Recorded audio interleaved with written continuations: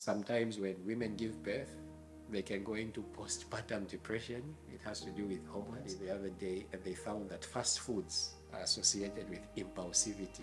Now, women prior to their menses, they could have altered mental health because of the hormonal imbalance. It's called premenstrual tension. And social media causes mental health problems in a number of ways. And one of the most biggest problem with social media is people only post that which they want others to see. We are all designed in such a way that our circadian rhythms are naturally, if there is health, you should be awake during the day and you should be sleeping at night. That is the way it works, because light, or sunlight, is what resets our circadian rhythm. Welcome back to YTT. Here, remember, we talk about matters of yesterday that we should understand today. Obviously, that we should be able to see the future. And this is yet another episode. We're looking at matters of health, matters of the mind, matters of mental stability. You should be aware by now that in our country, Zambia, here, we've had cases where adults are raping children, cases that are beyond imaginable. When you look at them, you would actually be shocked to see how human beings are behaving, things that are happening in our country. And we thought today we should have this conversation where we just get to look at the human behavior, the issues of the mind, mental health. And to do that in studio today, I'm honored to sit with Doc Mwenya. Welcome, Doc, to the podcast. Thank you, Derek. Thank you for having me. It's amazing to see you here. It's good to be here. After some time of trying to, to come here, finally we're here. Yeah, I'm glad it's been something like a month, right? Yeah. So to begin our conversation, Doc, let's just maybe begin by asking, who is Dr. Samuel? Where were you born from? Where were you raised from? Just to appreciate the man that we are sitting with here. Okay, my name is Samuel Mwenya. I was born right here in Lusaka. My early life, my earliest memory is actually from Zimbabwe, because immediately I was born, my family relocated to Zimbabwe. Dad was studying there. Okay. And so we were there for 5 years, and then we moved back into Zambia, and my childhood was mostly in the northern part of the country. Yeah. And then all through primary school, secondary school, and tertiary, I was at the University of Zambia, Ridgeway campus. That's where I did my 7-year training. And what I love to do mostly is along the lines of medical missionary work, espousing the work of preaching the gospel with the work of healing different diseases. And I love to participate in medical missionary trainings. And I also love to participate in going out for missions in different places of the country. That just about sums it up for me. Yeah. But would also want to appreciate where do you get this passion? How did you just know that actually I think I love to do this? Was it influenced by someone, or you just discovered yourself? Right, so it began with when I first came to the University of Zambia. That was first year. And I would be part of the Vespers worship in public campus ministries. And it was at the time when I heard things that I knew, things that I had never heard before. And it was there that my interest was sparked to study more along the field of medicine, the field related to health, and also just spiritual books. It was for the first time that I began studying the spirit of prophecy much more deeply. And from there, it has been natural. The Lord has been leading me step by step you study this, you study that, and here we are today. It all started with the interest of public campus ministries at the University of Zambia. Yeah.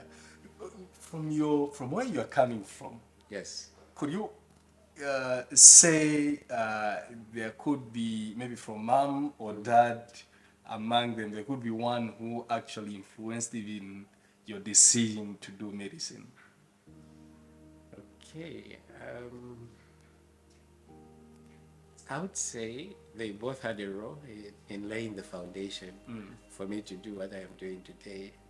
But the actual decision of choosing to be a medical doctor was on my end. My mother is a teacher, and dad is a pastor. So you're coming from what background?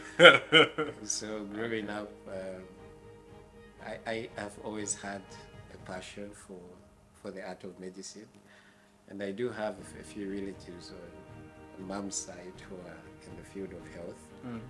And reading on with what the things I discovered when I began to read on a little deeper, I was convinced I had to study medicine, and here we are today. Yeah, so amazing. But Doc, the conversation that we brought you here for, we've had of recent, actually, in our country, Zambia, as I said in my preamble, we've had elders, being children, just people doing unimaginable things, and you'll be shocked and say, actually, you can't believe that a normal human being who is just in his normal mental state could actually do those things that we see, running around our social media. And we thought we should have this conversation on mental health, just to raise awareness that people actually should know actually what mental health is. To begin with, Doc, the issue of mental health. What is mental health? Just to begin with. Okay. Yeah. There are many definitions, but I would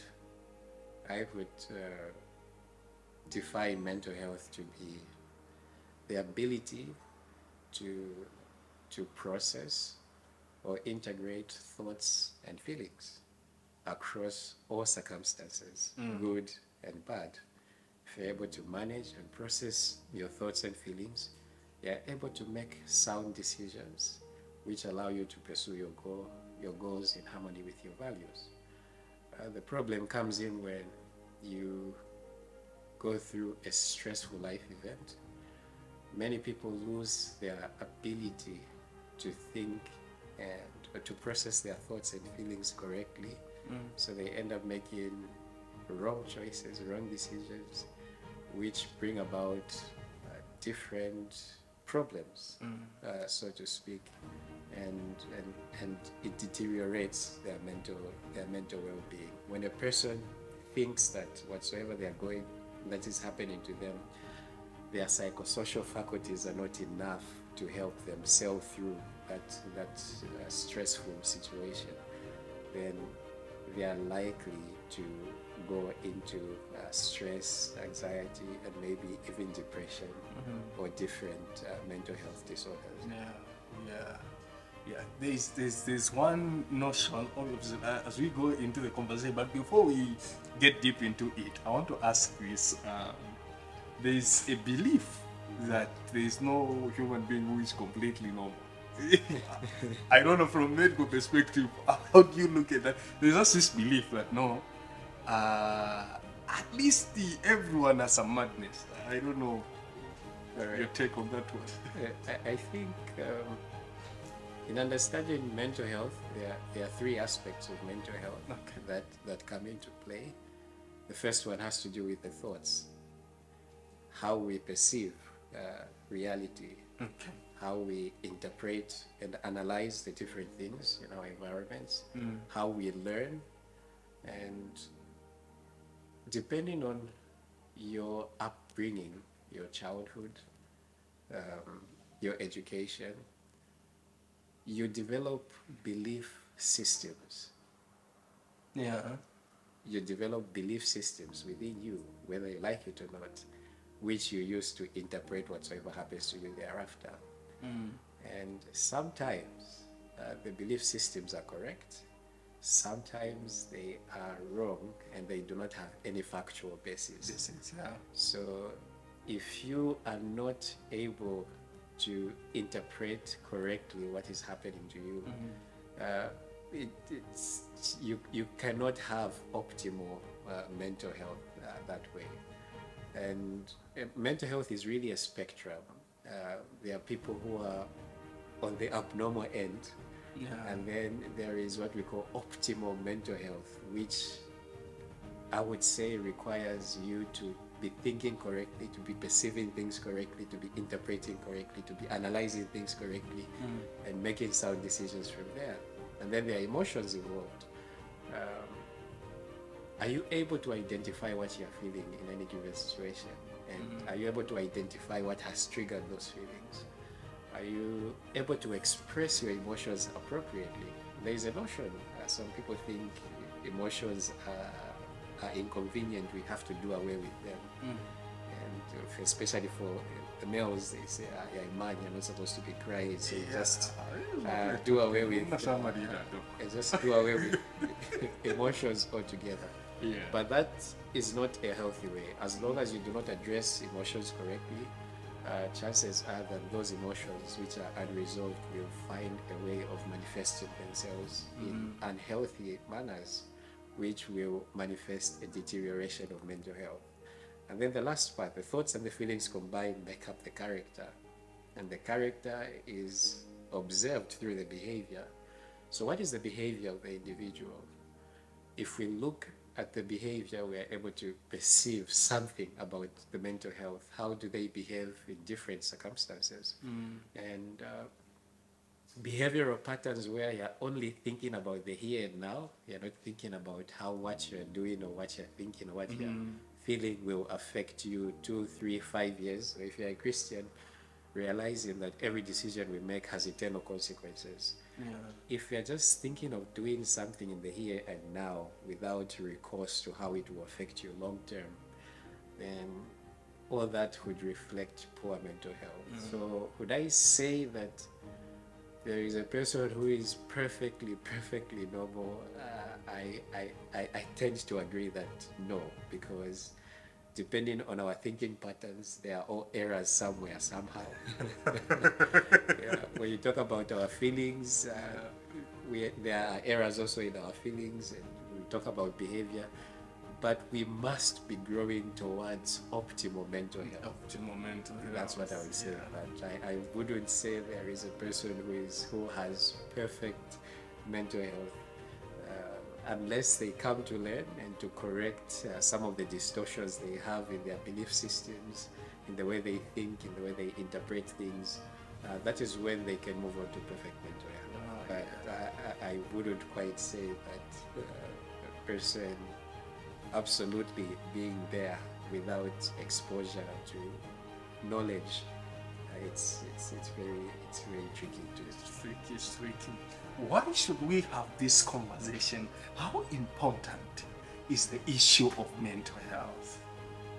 So mental health affects every aspect of our lives. There is nothing that you can name in the life of an individual that cannot be affected or is not affected by the state of their mental well-being.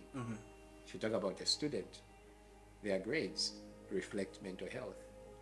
If you talk about relationships, the outcome of relationships reflects the mental health of the individuals in there. So if you have a situation where they are constantly getting into relationships and they're ending in breakups, relationship breakup, there's probably a problem somewhere in the mental health. Talk about addictions, to do with addictions, it reflects poor mental health. And also when you talk about different aspects, your motivation, your attitude towards life, your work performance, everything is dependent upon mental health. And there was a study in the US where they noticed that depression or mental health challenges were actually causing very great deficits in terms of the country's GDP, because because when people are depressed and their mental health is low, it is impossible for them to achieve. It's impossible for them to work because they don't have the motivation, and consequently the country's GDP goes down. And so mental health is important in a variety of for a variety of reasons, because when your mental health is perfect, every aspect of your life, from a simple thing as relationships with others, to your school performance, your work performance, to your attitude towards every activity, if you have perfect mental health, all those aspects of your life will improve. They flow properly. Yeah, yeah. What are some of the factors, Doc, that influence mental health? So the factors that influence mental health are several. Definitely the key ones that we think are important. Maybe a good way to remember them is reversible and irreversible. So others are irreversible, others are reversible, and under irreversible, we'll be talking about things about genes, for example, mental health. Even genes are involved. So if your great grandfather had a mental health problem, your father, or your grandfather, then your father, then it is likely that even you yourself, there'll be some problems to do with genes, and genes are irreversible. You are born with them. So there are some mental health problems that are associated with certain genetic disorders. And then another irreversible cause of mental health problems are childhood, the development. They're called developmental factors. How was a child raised? Were they loved by their parents or their caregivers? Were they neglected? Were they abused physically, mentally, etc.? So if a child was abused, if they were neglected, they weren't loved, they weren't appreciated, they weren't given enough attention, all those things would tend to traumatize the children, and they tend to grow up in adulthood with not so perfect mental health on account to how they were raised. And you talked about a father raping their child. So the expectation is that family is where you can find love and peace and unity. Now, if the person who is responsible for bringing you into the earth, the person who is supposed to be your protector, is also the person who is abusing you for his own gain, it really distorts your view about life. You just think it is pointless to live. No one loves me. If my own father can do this to me, then what more a stranger? And developmental issues really also have a very detrimental effect upon children. And when they grow, there would be mental health problems because of developmental issues. Then there are reversible causes as well. And under reversible causes, we have lifestyle factors. The type of food we eat can predispose us to mental health problems or not. For example, I was looking at a study the other day, and they found that fast foods are associated with impulsivity. So the more fast foods or the more junk foods you are having, chances are the more impulsive you will be. And impulsivity is not a marker of good mental health. You want to be able to have self-control. The more self-control you have, the better the mental health. Self-control is the single most best predictor of mental health.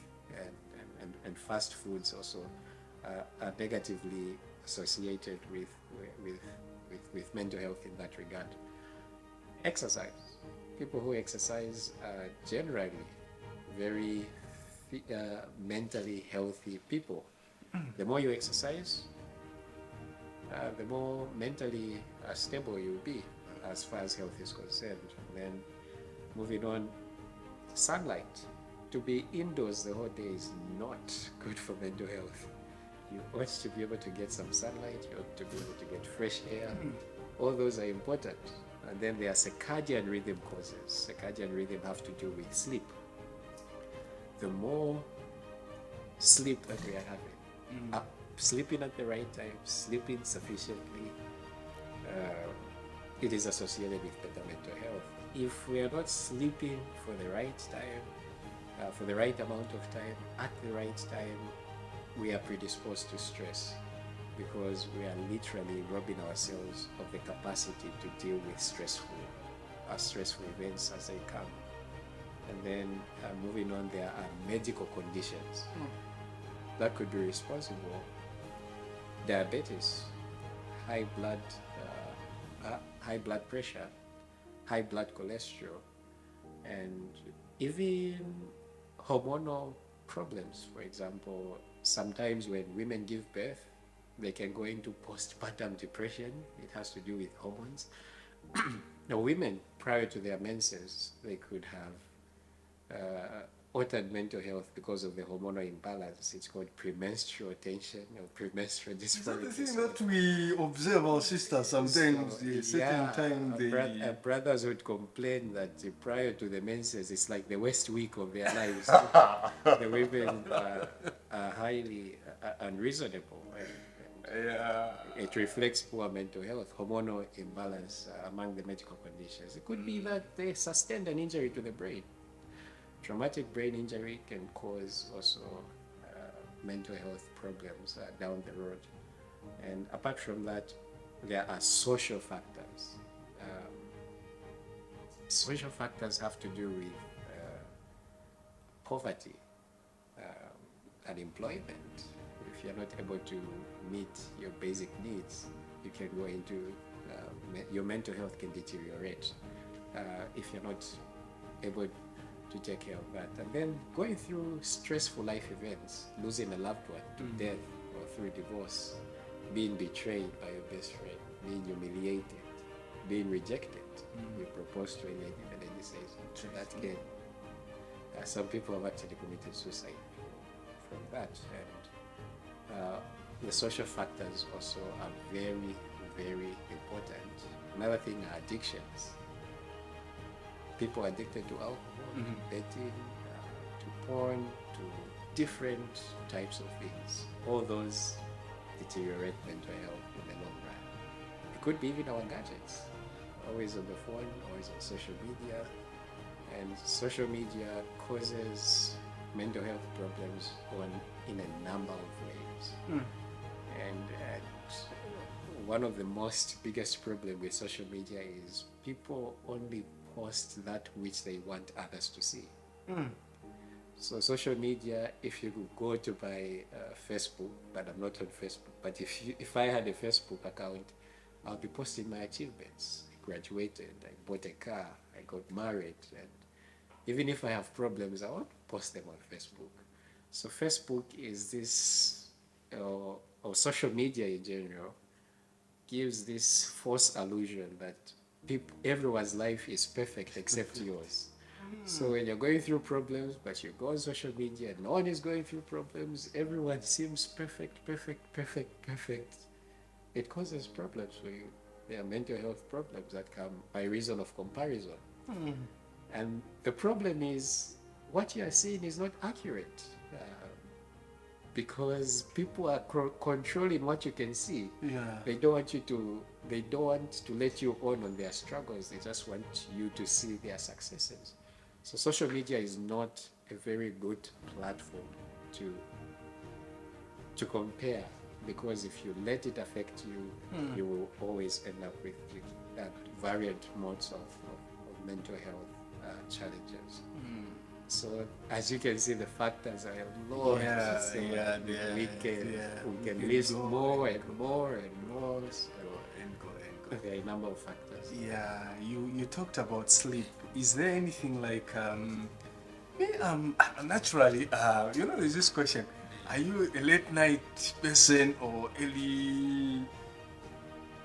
I just want you to give a comment on this. I know it's a wide topic that we can discuss, but is there something like I'm just made that I take late nights? I don't manage sleeping at night. Obviously, I take late nights. That's the way I am. Is there something like that? And for those people that are like that, what can we say about their mental health? Okay, so the thing of others are just morning people, others are not morning people. it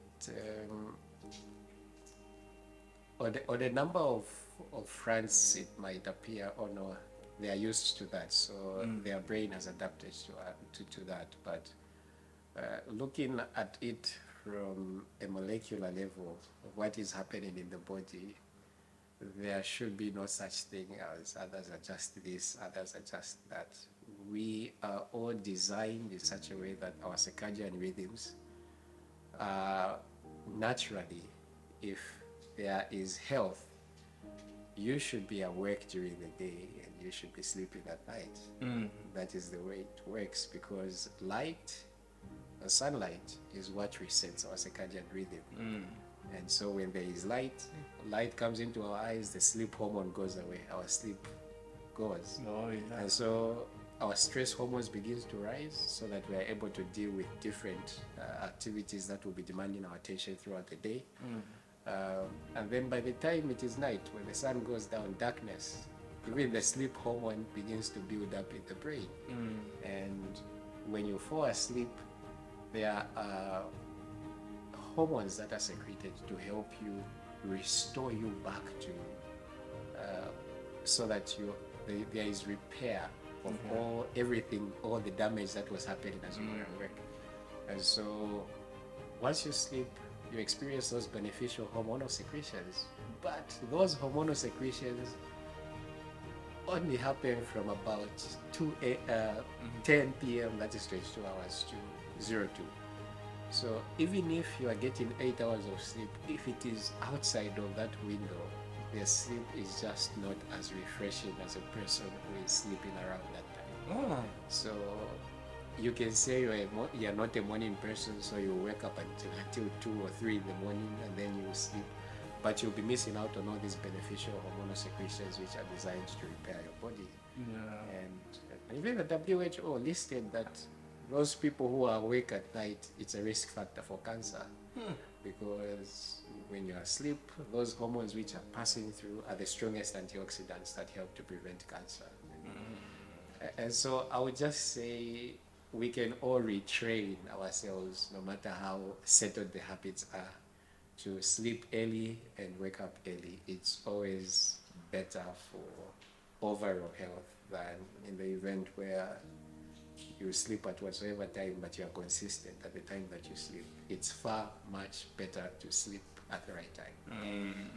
You know, I also like one thing you have mentioned, and about, you know, just getting out of your comfort mansion. Just have the sign, like, you know, there's this, you know, as you go up, okay, you have this big mansion. When you're from in there straight into your vehicle, you go in your office, it's closed up, you work all day, you come out of the office, it's already night, get back again, you're into your house the next day, again it happens the same. And it's surprising to me that you mentioned that, in fact, that could pose a challenge to your mental. Yeah, the challenges are many. Like in the US, study came out showing that most of US citizens spend 93% of their time indoors and only 7% outdoors, because they are either in the house or in the car or in the office, and rarely are they outside. And you have to be outside. You need to get sunlight. Sunlight helps to produce the happy hormones, serotonin in the brain, and the more happy you are, the more outdoor you are, the better for your overall mental health. Doc, are there, I now want us to bring the conversation back to our country. Yes. Are there some cases that you can sample out, common mental health issues that we can say, this one? You might be living with somebody with the issue, but I mean, you just think, but this just this guy. Are there some cases that you can point and say, when you see this is mental health issue, it is caused by this? Okay, that's an interesting question. I would say whatsoever is not based on the truth is a mental health problem. So if your friend, having been dumped by their partner, says, all these people of this gender are the same. That's not the truth. So that would depict a mental health problem. If a person's behavior, there are addictions to media. You constantly want to be on your phone. You constantly want to be watching. It's preventing you from getting things done. All that is a measure of mental health problems. There are so many thinking patterns that are wrong, and there are so many behavioral patterns which show that there is something wrong here. I could go on listing several of them, but I would just say that make sure that everything, every thought, every word, every behavior is based on the truth. If it is not based on the truth, there will be mental health deterioration at one point or another. Doc, you talked about earlier in the conversation, you talked about things that influence mental health. Among them, you hinted on upbringing, okay?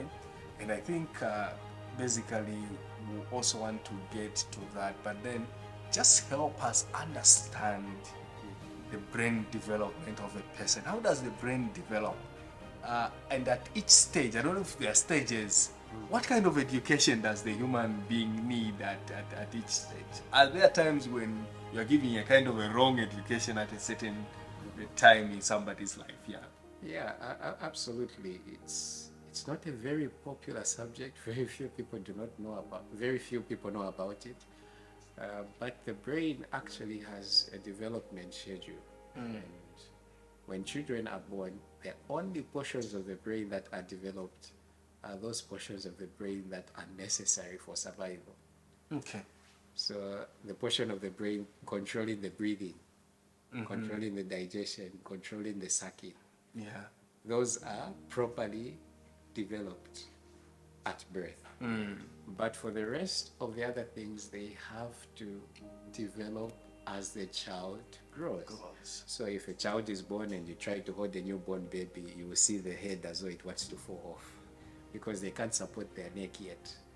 Give them a few weeks. So they know that the neck should not be severely You have to stabilize the back, and you also hold the head. That's how we hold babies, because when they are born, they can't even stabilize their own neck. But give them a few weeks. Within 3 weeks, and child can support their head, and they can sit.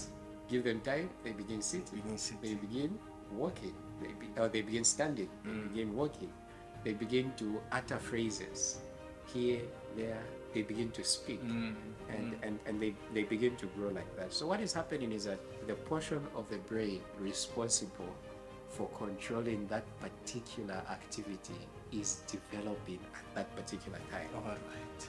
So there is myelin, a waxy substance that is being coated around the nerves to help the messages be propagated much easily.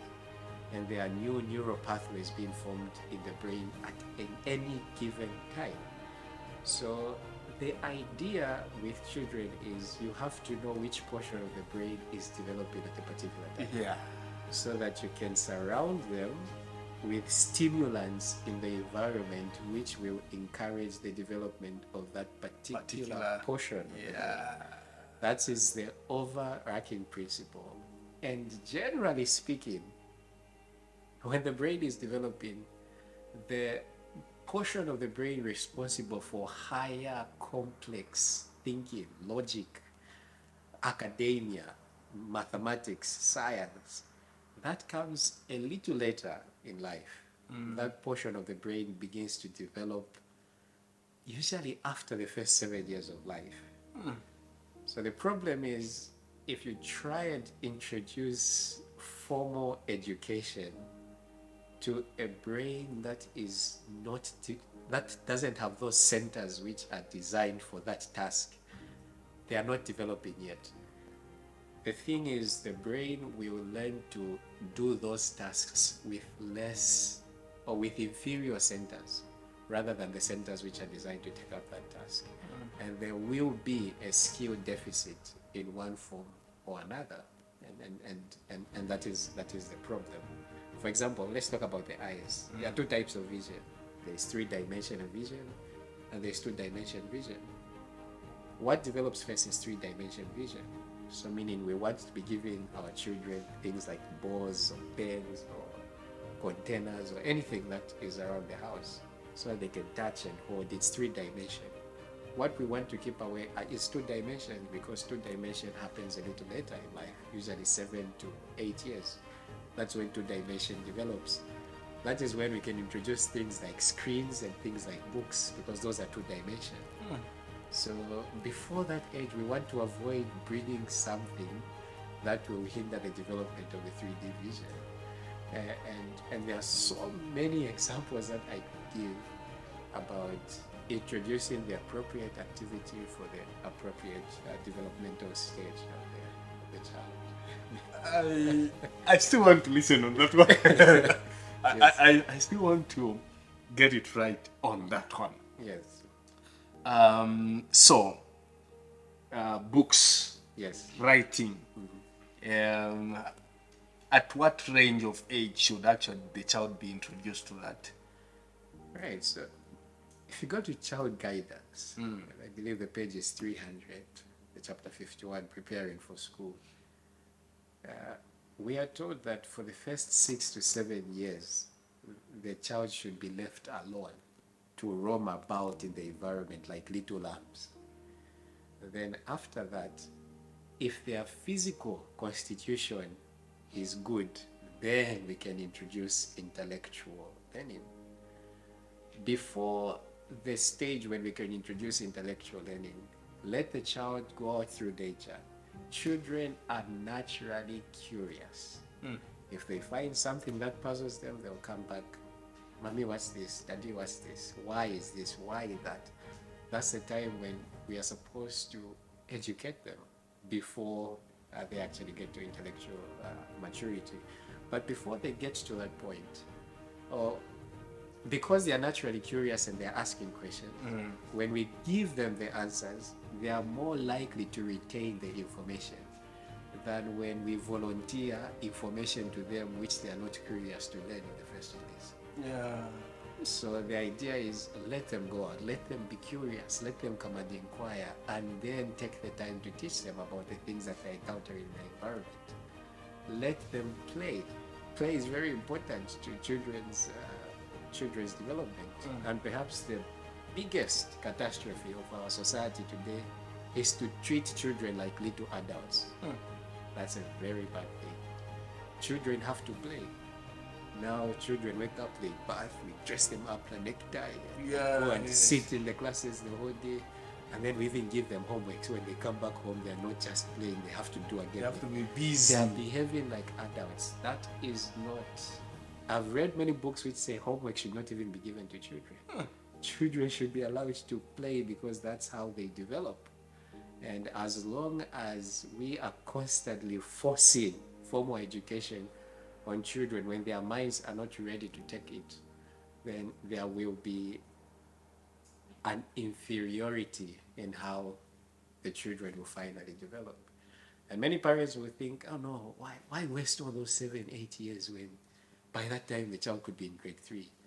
Yeah. But there are studies which have shown that if you wait until the portion of the brain designed for academia is actually beginning to develop, it takes 30 contact lessons to get the child to speak English with college level proficiency.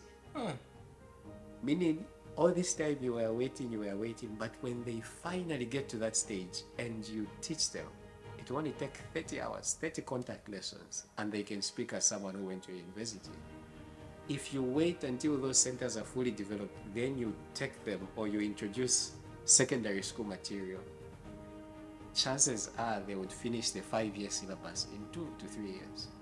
Because their brain is now well developed, and it is at that time when it is ready to take on academia.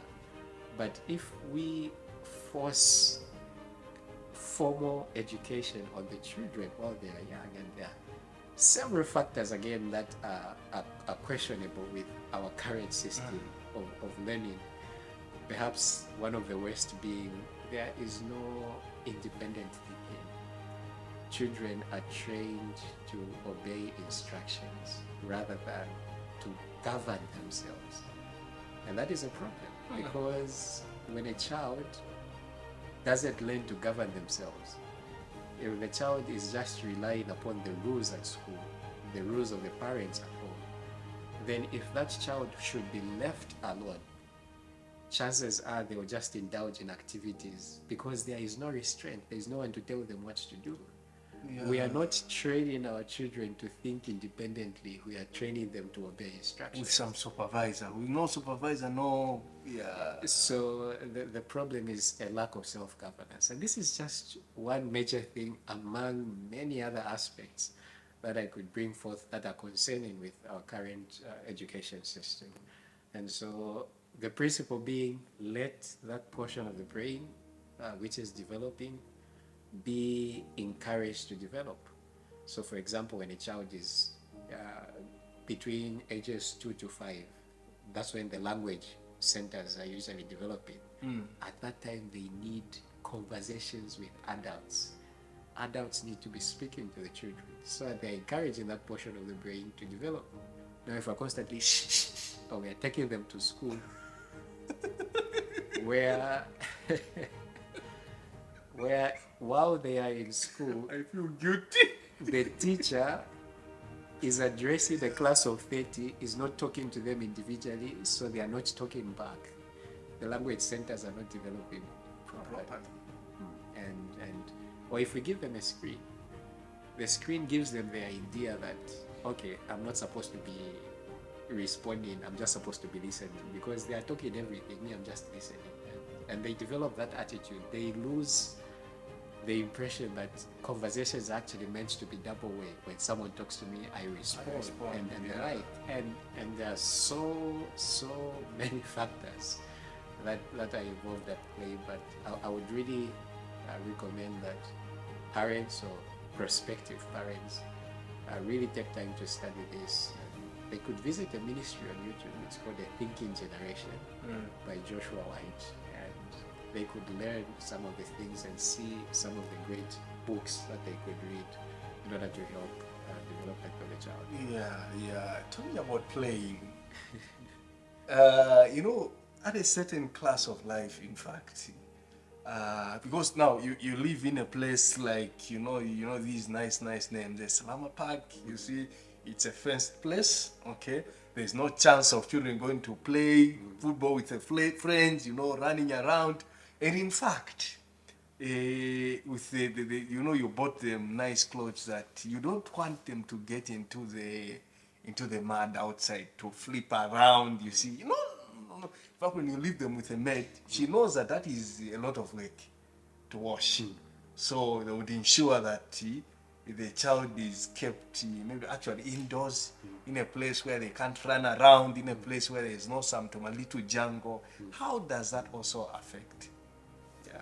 So what you're saying is very concerning. Like there were statistics coming out of Europe to say up to 2/3 of the children 11 years and under, they have never climbed a tree. And the other statistics which came out to say 85% of children in the UK spend less time outdoors than the inmates in prison. Meaning, as far as the development of the child is concerned, you would prefer they were in a prison because they would get more outdoor activity than they be in a family, because it's chiefly indoors. But children have to play, and the type of playing that we mostly know, it's very dangerous. That's usually the type of brain, the play that forces the brain to develop, like spinning. It's good for the cerebellum. Hanging upside down is good for the cerebellum.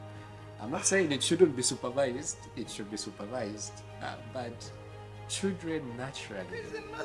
You want to spin around you. Yeah, you want to spin around. You want to be doing backsummers. You just want to hang with the head down, with the legs up. All those are put into the brain because it helps the brain develop. But if you are constantly, no, don't do this, it's dangerous, don't do this, then the children are missing out on some of the development that would come with engaging in playing activities. And so there are some good schools in the US. I read in one book, a parent was searching for a good school, and they went to this school and there were no desks. There were no tables, there were no chairs, there were no boards. It was just toys in classes, children just going to play. And the parents were upset. They said, no, why should I be paying all this money? Manager, for you to just do this. And they told them that our research shows that it serves the children best to begin with playing, supervised playing, where we can help them where they have challenges. They learn far much better this way than if we force information upon them when they are unready to receive it. And yeah, you know, it's something wide. And now the child now is out of that 7. The foundation is done, and now they are getting into now. You introduce them now to the public school. Could we have a conversation around that? What part of the brain develops around that time now? all right, so we have the centers responsible for logic, which are beginning to develop around that age. Again, why I don't like putting ages upon that the developmental schedule is it's not the same for everyone. Okay. So others it can be sooner, others it can be later, but parents should be observant to see, because if a child is beginning to talk, to imitate parents, you should be awakened to say, okay, the language centers That started, yeah. and you begin appropriate activity depending on what is developing. But when those portions begin to develop, there are a number of things that we can do. We can now introduce formal education. Children learn better by association. And association sometimes is best learned as they play. They make these associations, then you come to the theory or the abstract knowledge. Then they will learn the principles. So there are principles to be employed even when they begin formal education. Age segregation is not a good thing. Getting children of the same age in the same space is not the best thing. Age integration, where you have those who are younger, those who are older, and those who are middle-aged, that's the best class setup. For example, originally speaking, the original school was the family. And in the family, you never have two people of the same age. Yeah. The siblings are often of different ages. That way, the children have people to look up to and aspire to be something like them. And they are also younger people, and they are forced to be more responsible than the younger ones.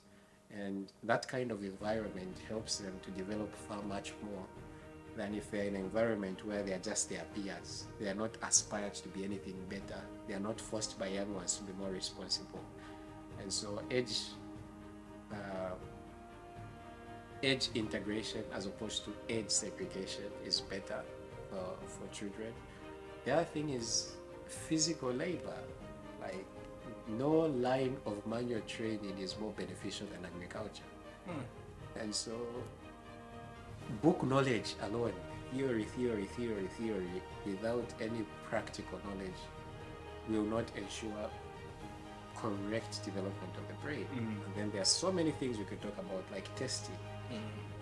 Ideally is not a good thing. And there are many reasons that we could give, but I think those are the principles that we have to keep in mind as they are beginning their formal education around that time. Yeah.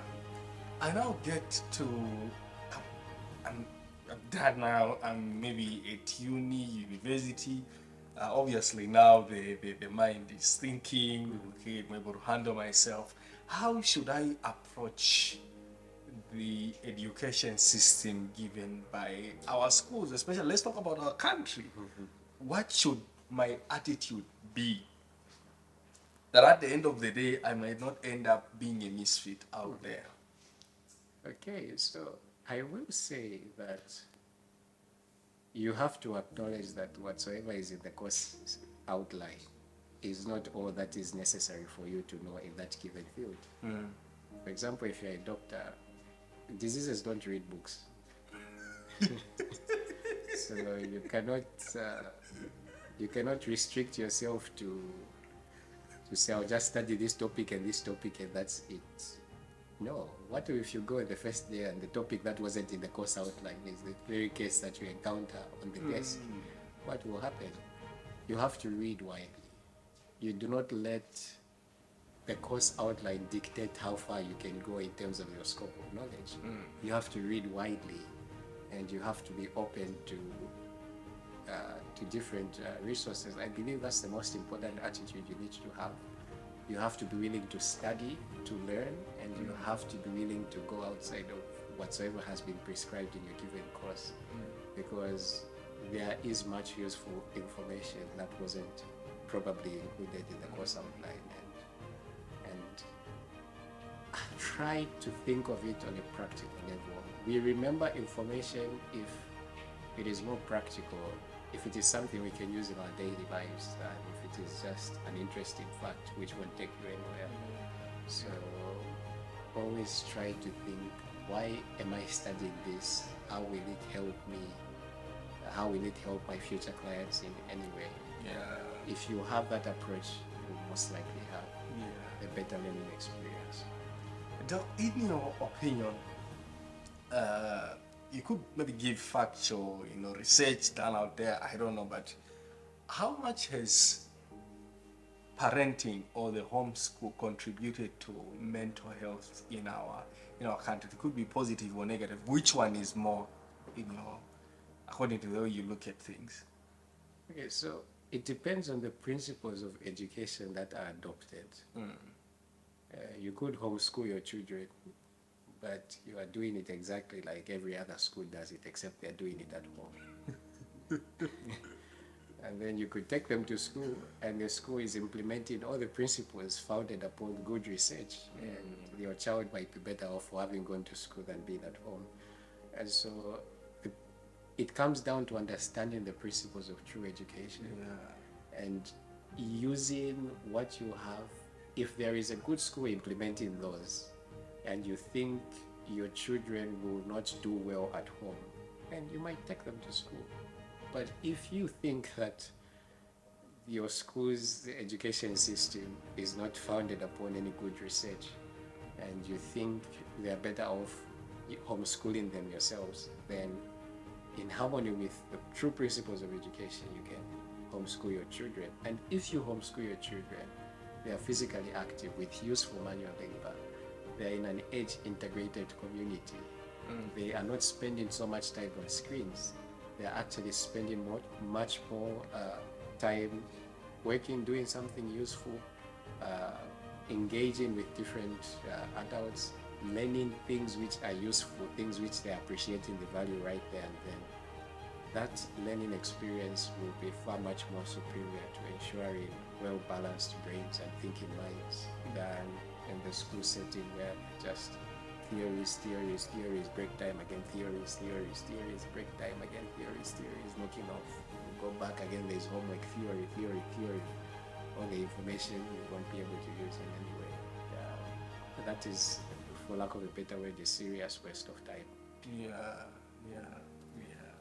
So then we know that actually the home sets a foundation. Doc, in the beginning of our conversation, and I know production is saying we are almost running out of time. In the beginning of our conversation, we talked about factors that lead to mental health issues.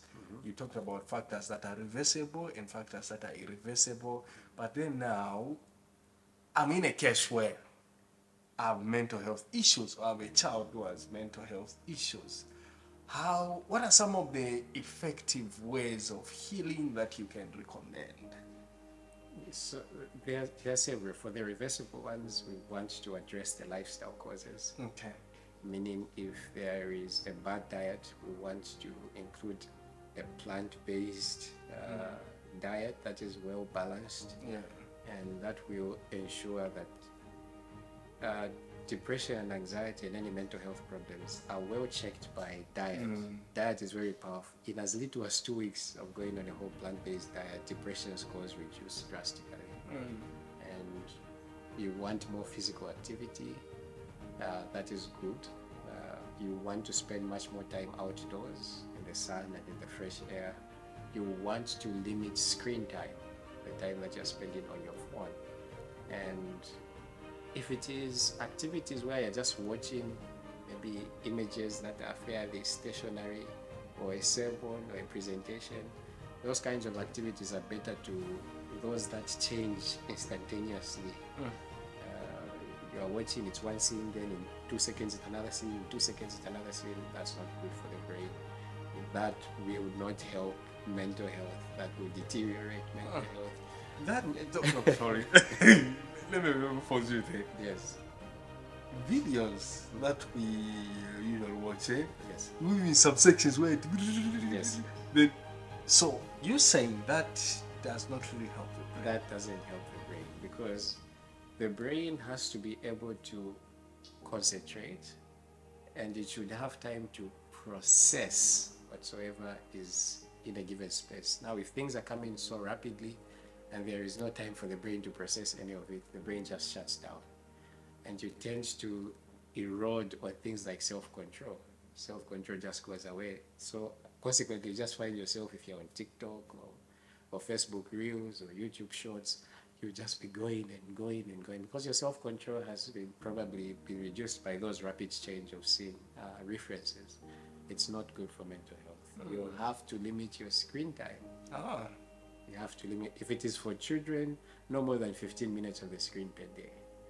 They shouldn't be permitted anywhere near those things. It's not good for them. It harms them more than it harms adults. And monitoring those things would help. And then there's cognitive behavioral therapy, where you analyze how you think and how you interpret events, and make sure that everything is founded upon the truth. It is a skill that you ought to teach yourself, cognitive behavioral therapy.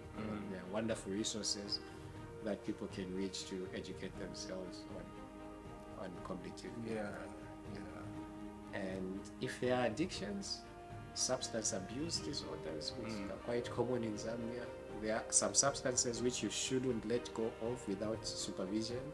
So it's important to consult a health professional. But getting rid of addictions is a step in the right direction as far as mental health is concerned. The more addictions there are, the worse the mental health. And there are things that you cannot change, like your childhood. You just have to be able to forgive yourself, forgive the people who did harm to you, accept what happened, and then move on. Pray the serenity prayer. God, give me the serenity to accept the things I cannot change, the courage to change the things that I can, and the wisdom to know the difference. Because that is the correct approach in as far as mental health is concerned. And take time to pray and to study the Bible, and to actually engage in more voluntary work, like altruism, doing good without expecting any results. Studies show that those people who genuinely are out there doing good, volunteering in a noble cause, actually has better mental health than receiving help. Meaning, if a person went to the orphanage and donated some books, they will probably experience better mental health than sitting down and watching as we talk about mental health. So, Doc, it's been amazing having this conversation, but is there anything, Doc, before we wrap up this episode, is there anything that about mental health that you feel should be talked about, but we actually maybe didn't talk about it, but you just want to send a certain message to the audience? Please, you could do that. It's a very unpopular opinion, but if you're looking for the best mental health, you need not look further than the Bible. Joseph was betrayed by his brothers, was sold into captivity. He went into Potiphar's house as a slave. He still thrived as a slave. in a foreign land until he was exhorted to run everything in the house. He was accused in there and he was thrown into prison. And into prison he still thrived and became the manager of the prison while a prisoner himself. Later on he was promoted and he went to the top of the ladder, second in command in the entire nation of Egypt.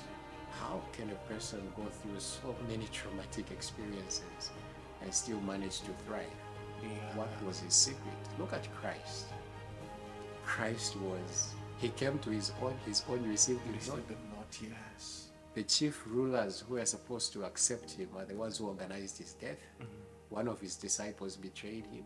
He went with 3 of his closest disciples to help him pray. They fell asleep. And he was beaten innocently.